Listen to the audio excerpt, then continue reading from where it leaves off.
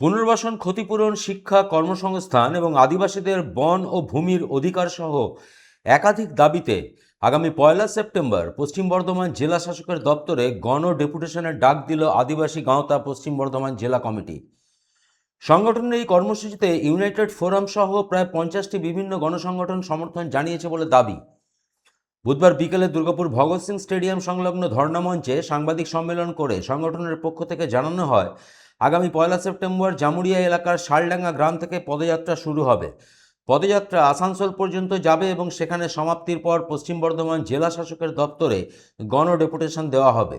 কর্মসূচিতে জেলার বিভিন্ন প্রান্তের আদিবাসী পরিবার, কৃষক, শ্রমিক, ছাত্র, যুব এবং বিভিন্ন গণসংগঠনের প্রতিনিধিদের অংশ নেওয়ার আহ্বান জানানো হয়েছে। প্রায় ৫,০০০ মানুষ এদিনের পদযাত্রায় অংশ নেবে বলে দাবি উদ্যোক্তাদের। সংগঠনের অভিযোগ, কয়লা খনি ও শিল্পাঞ্চলের বিভিন্ন প্রকল্পের কারণে বহু আদিবাসী পরিবার জমি ও বসতভিটা হারানোর আশঙ্কায় রয়েছে।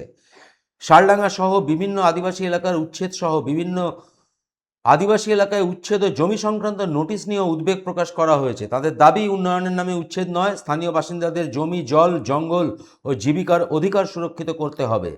গণডেপুটেশনের মূল দাবিগুলির মধ্যে রয়েছে ক্ষতিগ্রস্ত পরিবারগুলির যথাযথ পুনর্বাসন ও ক্ষতিপূরণ, জমির বিনিময়ে উপযুক্ত জমি প্রদান, শিক্ষাক্ষেত্রে সরকারি সহায়তা ও কর্মসংস্থানের ব্যবস্থা। সংগঠনের দাবি, দীর্ঘদিন ধরে সংশ্লিষ্ট দপ্তরে আবেদন জানানো হলেও সব ক্ষেত্রে এখনও কার্যকর প্রশাসনিক পদক্ষেপ নেওয়া হয়নি। আগামী 1 তারিখে আমরা বিশেষ করে খোলা মুখ খনি বিষয়টাকে নিয়ে শালডাঙ্গা থেকে ডিএম অফিস অবধি 30 কিলোমিটার পথ র্যালি আয়োজন করেছি, যেটাতে আমাদের যে দাবিগুলো আপনারা পেছনে দেখতে পাচ্ছেন 6টা দাবি আছে, সেই 6টা দাবি নিয়ে আগামী 1 তারিখে একটা মহার্যালির মাধ্যমে ডিএমকে ডেপুটেশন দিতে চলেছি আমরা।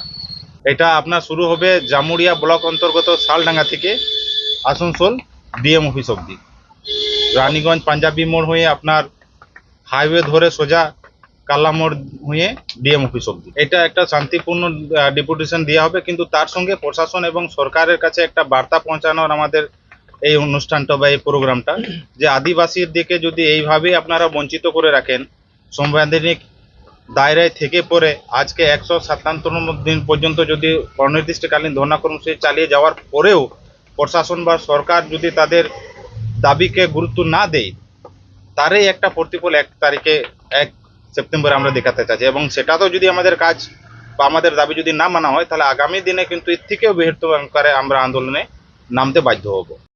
সনাতন গড়াই, 99 নিউজ বাংলা, দুর্গাপুর। আপনারা দেখছেন 99 নিউজ বাংলা। বদলাবো আমরা।